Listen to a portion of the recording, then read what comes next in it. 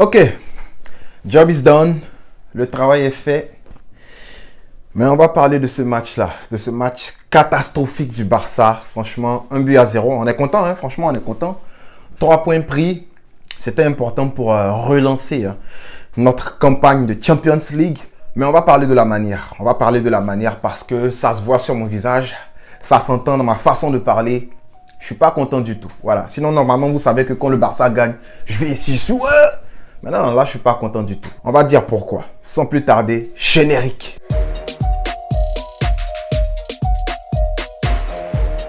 Alors les gars, toutes mes excuses, j'ai pas pu sortir l'avant-match parce que voilà, j'ai eu un contretemps, il y avait quelque chose de très important qu'il fallait que je fasse. Donc vous comprendrez. Mais les gars, on va parler de ce match-là. Hein. Le Barça reçoit le Dynamo Kiev au Camp Nou, hein. Un Camp Nou qui est rempli à quoi? 45 968 personnes présentes. Voilà, c'est encore moins même que la dernière fois. Voilà, et aujourd'hui ça a été prouvé. Aujourd'hui, le Barça a montré pourquoi les gens ne viennent pas au stade. Donc ça peut être parce que Messi n'est pas là. Et ça montre encore une fois que Messi masquait beaucoup de choses au Barça. Mais ça peut être aussi quelque chose d'autre. Ça peut être parce que en fait, les gens savent que venir au stade et puis avoir une présentation aussi cataclysmique, aussi catastrophique. Pourquoi? Moi franchement, si j'étais là, si j'étais en Espagne, je ne serais pas parti au stade pour voir ça. J'aurais dit bon, je vais allumer ma télé et regarder ce match-là. Peut-être même... Tout à l'heure, j'ai fini de regarder le match avec mon frère, puis je lui ai dit, je pense qu'on a perdu notre temps. Franchement, on aurait pu regarder les highlights, puis voir le but, voir les têtes manquées de De Jong. On va parler de lui de toute façon. Mais voilà, franchement, c'était un match dégueulasse. Et quand je vois à côté, je vais regarder le match du Bayern tout à l'heure, peut-être même que je vais le débriefer, on va voir. Mais quand je vois City jouer, quand je vois le Bayern jouer, quand je vois, je sais pas, même le club Bruges, quand je les vois jouer, franchement, je dis qu'il y a un très gros écart. Il y a un très gros écart parce que là, on avait le Dynamo Kiev. Et depuis le début, je vous dis quoi? Je vous dis, les gars, le Dynamo Kiev, là, c'est pas les petits du quartier. On me disait, non, mais Nietzsche, toi aussi, le Barça peut les taper. Je vous dis, c'est pas les petits du quartier. Aujourd'hui, encore, ils sont venus avec cette formation, le fameux 4-4-1-1. Très défensif, très compact. C'est-à-dire que les espaces entre les deux lignes de la défense, entre les deux rideaux, le rideau défensif et puis le rideau du milieu, l'espace était serré. C'était très serré. Je vais peut-être citer les noms de certains joueurs là. Si vous voyez que je cite les noms de leurs joueurs, c'est parce que je regarde. Sinon, franchement, je connais personne là-bas. Et voilà, aujourd'hui, quand j'ai regardé le match, j'avais l'impression que c'était deux équipes du bas du tableau qui jouaient. Mais qu'est-ce que je raconte? C'est vrai, c'est deux équipes du bas du tableau en Champions League. J'ai pas vu de belles séquences, hein, à part peut-être quand Coutinho est rentré avec Ansu Fati. Là, on a vu des petits gris-gris de Coutinho, ces petits gris-gris de Brésiliens là. Ça marche pas, frérot. Ça marche pas. On les a vus essayer de changer 3-4 passes. Vous voulez blaguer qui? On connaît ça. C'est pour faire 4 passes pour revenir en arrière. Vous voulez blaguer qui? Mais le bloc était déstructuré. Quand on arrivait en face de l'équipe adverse, ils ont joué de façon... Ils ont respecté leur système de jeu. Et tu sens qu'ils sont venus avec une idée, une façon de jouer. Je m'en fous du fait qu'on dise qu'ils ont parqué le bus. Mais ils ont parqué le bus, mais ils n'étaient pas collés aux gardiens. Il y avait de l'espace entre eux et les gardiens. Du côté de la relance, ça a été bien. Quand Ter Stegen avec le ballon, il trouvait piquer l'anglais facile, ouais, comme d'habitude. Mais après, lorsqu'on trouve ces deux-là, et qu'on donne le ballon à Busquets, c'est mort. C'est mort. Pourquoi je dis c'est mort? C'est pas parce que Busquets a été nul, hein, mais c'est parce qu'il a été beaucoup pressé. Aujourd'hui, le press de Kiev, là, c'était chaud. Franchement, le press était chaud. Demandez à Ansu Fati, va vous dire, c'était chaud. Quand Dest avait le ballon sur le côté droit, là, les 3 boys, là, ils venaient le serrer, gars. Il n'avait aucune option. Même pour faire la passe en retrait, là, c'était risqué. Parce que les gars serraient. Et quand c'est comme ça, coach, est-ce qu'il y a quelque chose que tu peux dire à tes joueurs pour sortir du press? Comment on peut battre ce press et puis basculer le jeu de l'autre côté, trouver un décalage et puis percuter? Comment on peut faire ça, coach? C'est à toi de nous dire. Dans notre milieu aujourd'hui, c'est Busquets qui a le mieux joué. Busquets a le mieux joué. C'était un milieu avec Frenkie de Jong. Donc ça veut dire qu'aujourd'hui, Frenkie de Jong, un match à la ramasse, un match nul. En fait, c'était catastrophique. Frenkie de Jong, il n'a rien montré. Hein. Il n'a rien montré. On se dit la vérité aujourd'hui, c'était Busquets qui a bien joué. Et il n'a rien fait. Busquets a juste orienté le jeu aujourd'hui. Hein. On n'a pas vu un Busquets qui a trouvé des décalages par-ci par-là. Il a trouvé peut-être sur le côté gauche une passe longue, bien, c'est tout. Mais aujourd'hui, Busquets a juste fait le travail d'un milieu, d'un 6, d'un métronome. Le ballon vient, il calme le jeu, il trouve l'autre côté, il se tourne, il ne perd pas les balles.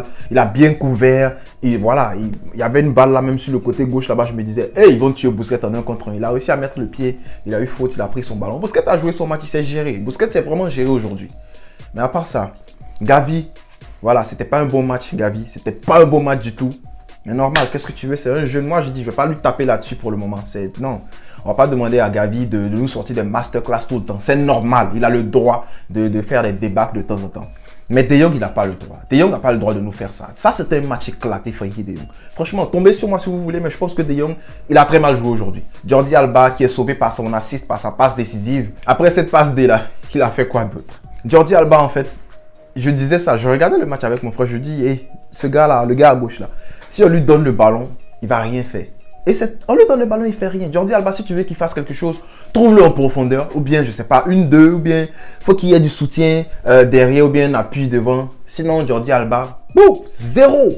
Zéro. Et on le sait, de toute façon, on le sait. On sait qu'avec Jordi Alba, c'est ça. Mais aujourd'hui, il est sauvé par son assist, des récupérations, des replacements qui ont aidé. Ces choses qu'on lui demande de faire tout le temps. Aujourd'hui, il a fait. Aujourd'hui, bon, il s'en sort avec un bon match.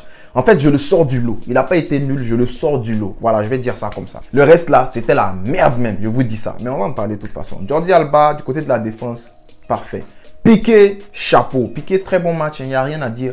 Piqué aujourd'hui, voilà, il a tout bien fait. Il a joué la couverture, il a couvert l'anglais, il a couvert beaucoup Mingueza qui montait aussi. Il a marqué son but, il a été solide défensivement. Voilà, son placement a fait que tu as l'impression qu'il n'est pas lent, c'est tout. C'est son placement qui a fait que tu as l'impression qu'il n'était pas lent. Sinon, le boy, comme il s'appelle, attends, je vais regarder son nom. Shaparenko, il fatiguait beaucoup, c'est Shaparenko. Mais voilà, Piqué s'est très bien replacé tout le temps. Puis voilà, il a joué son match. Pour moi, Piqué, homme du match. Dest, excellent, excellent match. Je pense que Coman lui a demandé de percuter. Et ça se voit, moi je pense que le système de jeu de Coman aujourd'hui, c'était on va faire des exploits individuels. Et puis on va essayer de marquer des buts. On va essayer de planter des buts. Dest a fait un bon match. Individuellement parlant, excellent match de Dest. Après Piqué, pour moi, c'est l'homme du match. Il a percuté à droite, il faisait des dribbles. Il ratait beaucoup ses dribbles. Hein. Mais un ailier, c'est comme ça. Si tu veux, tu ne peux pas demander à un ailier de ne pas dribbler. Ou bien tu ne peux pas demander à un ailier de ne pas perdre le ballon. Il va perdre des ballons parce qu'il est là pour ça. Il est là pour dribbler, pour tenter des choses. Et puis tout d'un coup, ça va réussir. Comme le match dernier, c'est comme ça. Il a fait cette truc. Il s'est retourné, il a fait la passe. But de Coutinho. Bon match de Dest. Depay. C'est un match correct. C'est un match correct. Trop de pertes de balles. Mais voilà, je pense que c'est le talisman de l'équipe. On lui donne un peu de liberté.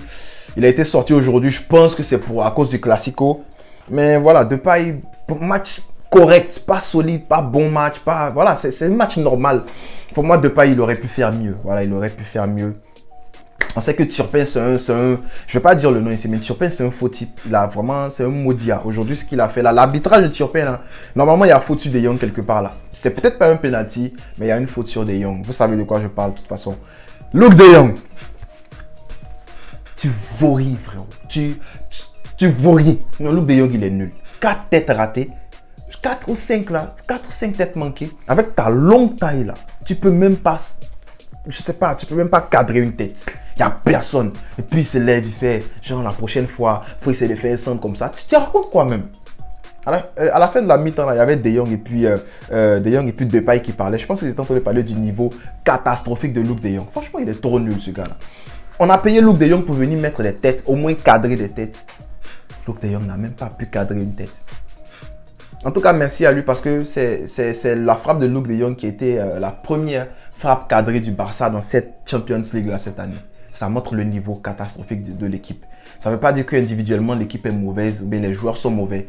Mais les gars, je reviens sur le coaching qui est nul. Ne me dites pas qu'avec cette équipe là, on ne peut pas faire quelque chose de mieux. Roberto déjà... Et Roberto. En fait, moi, je l'ai vu sur le banc. J'étais content, mais j'étais fâché en même temps. Parce que s'il est sur le banc pendant qu'on joue contre ceux-là, ça veut dire que dans le Classico, là, le match prochain, là, Roberto sera titulaire. Vous allez me dire ici, vous allez voir. Roberto sera titulaire. Mais franchement, je ne veux même pas parler de ce gars-là. Voilà. Coutinho Fati. Ansu Fati, tu as le droit. Hein. Tu as le droit de... Il a le droit de faire souvent de mauvais matchs.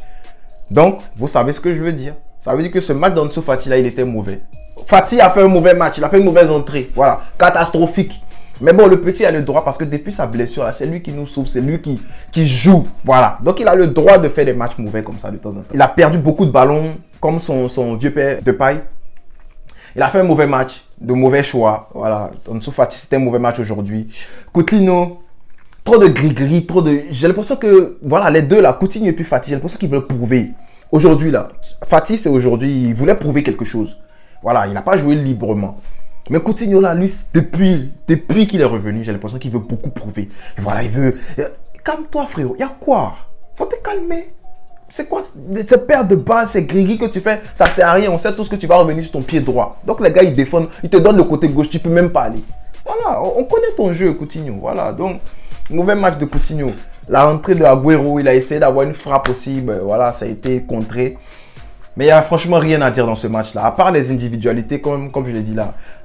En bloc dans l'équipe, il n'y a vraiment rien eu. C'était mauvais. On va terminer avec Coman. Vous voulez qu'il dise quoi de Coman, franchement? Il n'y a rien à dire sur lui. C'est pas... Le match de football, là, c'est pas que les choix des joueurs. L'animation, là. Bon, à part le fait qu'on a joué en 4-3-3, mais dans l'animation possible, c'était 3-5-2. J'ai rien vu d'autre. Tactiquement parlant, j'ai rien vu. J'ai pas vu de pattern, j'ai pas vu de style, j'ai juste vu un groupe de joueurs venir se mettre à gauche, à 4, faire des passes, essayer de rentrer dans la défense adverse. Et j'ai vu Dest seul de l'autre côté là-bas. J'ai rien vu d'autre, franchement. En fait, si on veut aller plus loin dans cette Champions League là, avec ce coach là, ça va être chaud, franchement. Ça va être chaud. C'est mon débrief d'aujourd'hui, les gars. Je vais pas dire plus, je vais pas m'attarder longtemps, mais franchement, merci pour la victoire, les gars. Mais dans le jeu, il y avait vraiment rien. Rien et rien. Pour moi, top du match, Piqué. Après lui, Dest. Flop, Ansu Fati. Je mettrai Ansu Fati flop aujourd'hui. Mais bon, je tape pas sur lui, hein, c'est ce que j'ai vu. Coutinho, flop aussi. Luke de Jong, lui, c'est de la pire espèce. Je ne vais même pas le compter là-dedans. Voilà. Donc, vous dites-moi en commentaire qui est votre top, qui est votre flop. Donc, merci d'avoir regardé le débrief, les gars. N'oubliez pas de liker, n'oubliez pas de s'abonner si ce n'est pas encore fait et activer la cloche de notification pour être notifié à chaque fois que je vais faire un live ou à chaque fois que je vais débriefer un match comme celui-là. Au moins, notre Champions League est relancé, donc on peut garder le sourire. On s'attrape pour parler du match contre le Real de Madrid. Hein. Ça va chauffer. Visca, El Barça. On est fort, on est puissant de Catalan. Le Catalan.